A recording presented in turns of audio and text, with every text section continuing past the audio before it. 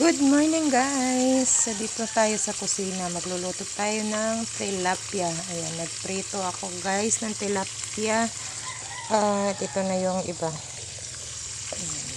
So, let's proceed sa next step guys. So, ito yung ating gagamitin. At meron tayong cornstarch, mamasitas, at itong ating, ayan, itong ating,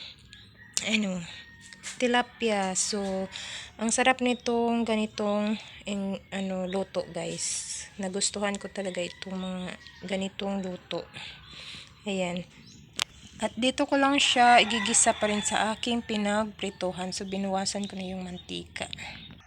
So, ito na. Ginisa na natin. Meron pa akong ilalagay ditong ingredients, guys.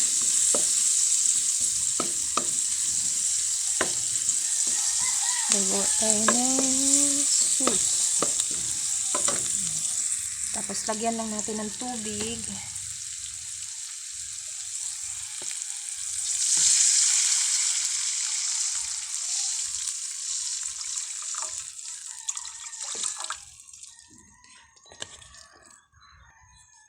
Pakukuluin muna natin. So ayan, kumulo na siya guys. Ilagay na natin itong oyster sauce. Oops.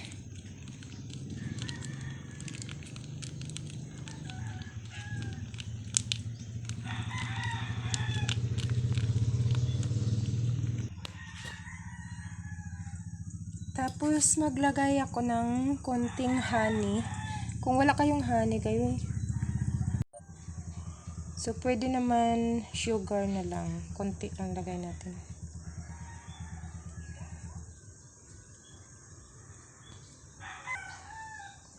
Tapos maglagay tayo ng suka. Yung gamit ko ay apple cider vinegar. Kasi bawal ako sa kaya ito yung gagamitin natin. Konti lang. Kahit anong suka naman pwede. Tapos cornstarch. Para lumapot siya.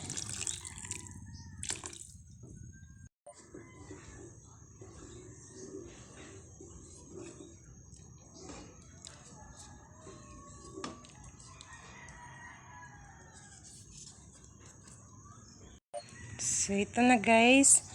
At medyo malapot-lapot na siya. Naglagay na pala ako dito ng seasoning, asin, at saka yung black pepper. So, ilagay na natin yung isda.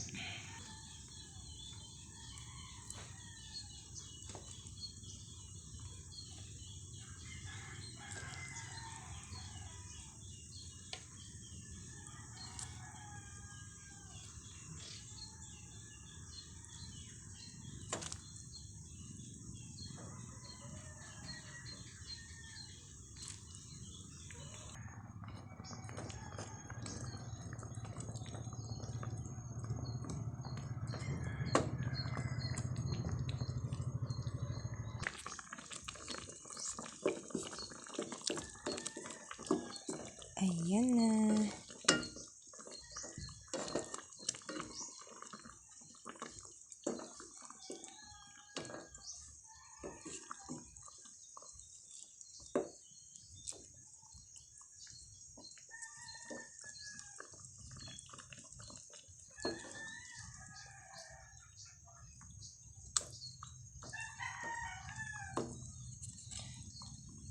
So, tikman natin.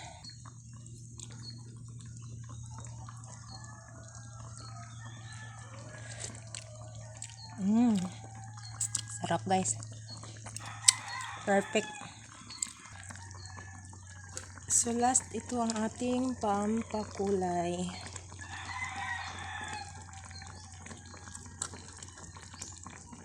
Ayan.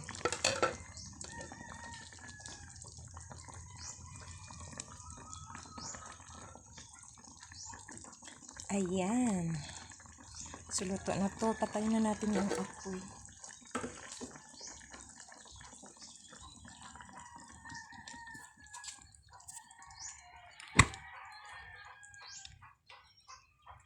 So, ayan na guys yung ating masarap na ulam.